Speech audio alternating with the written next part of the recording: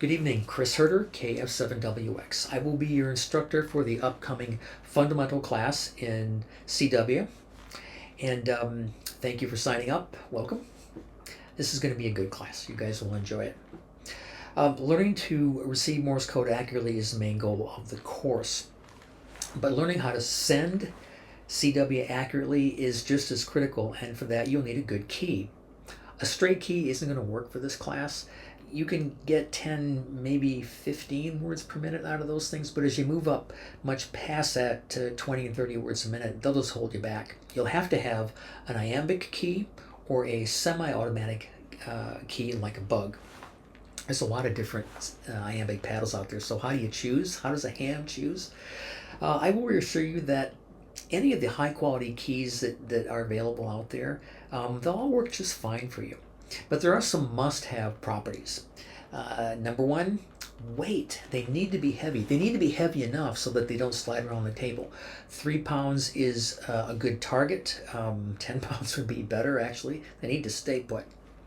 Narrow spacing is also important, particularly for operators that want to send quickly. So we're talking about 5/16 to up to maybe a half an inch, but anything above that makes operating at high speed more challenging. Spring versus magnetic return.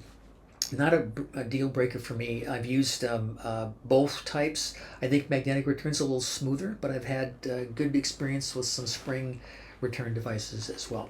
Some of these, by the way, can be big. These devices can take a lot of space, so make sure you have enough on your table.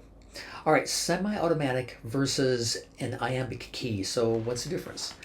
Well, bugs, the semi-automatic keys, sound very good under the hands of an experienced operator, and they sound terrible in the hands of pretty much anybody else. Actually, I have to tell you that even people who are experienced operators have trouble making those things sound very good.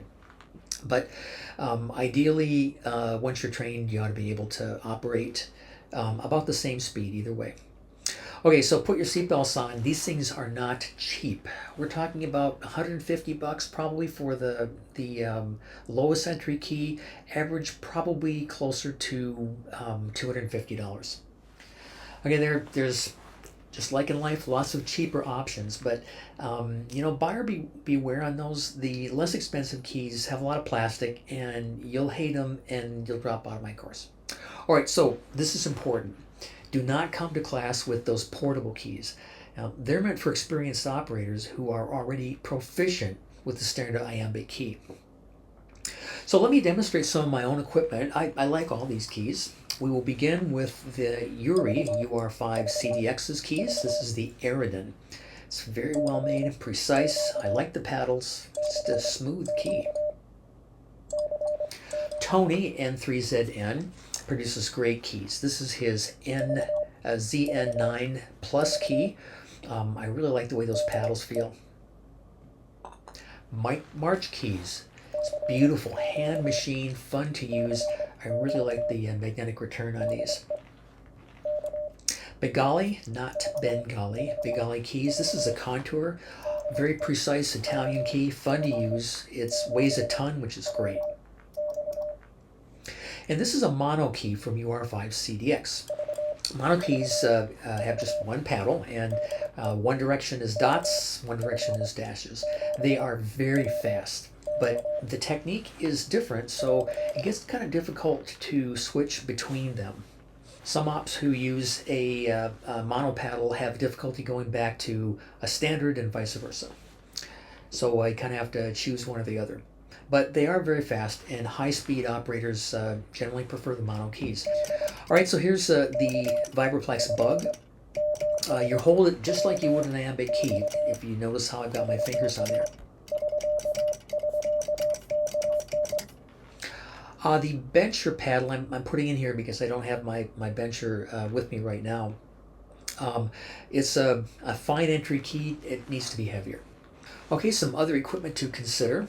Kent keys. It's a cost-effective, well-made, and smooth magnetic return key.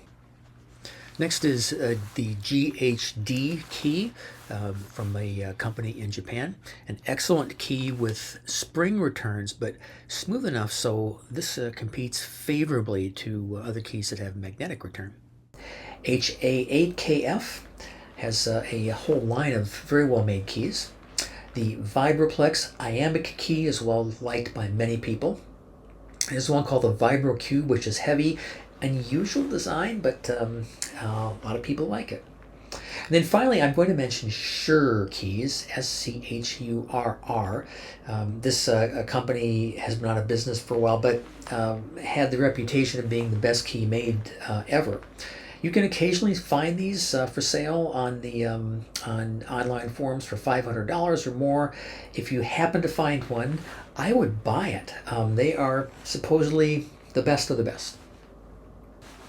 Any questions? Send me an email. Welcome to the fundamental course in Morse code from CWops. I look forward to seeing each of you in a few weeks, or perhaps sooner if I catch you on the air. You got the link to this video from my welcome email. That address is what you would use to message me. And finally, if you're curious about who I am, check out my QRZ page. Look forward to seeing you guys soon, 73s, and take care.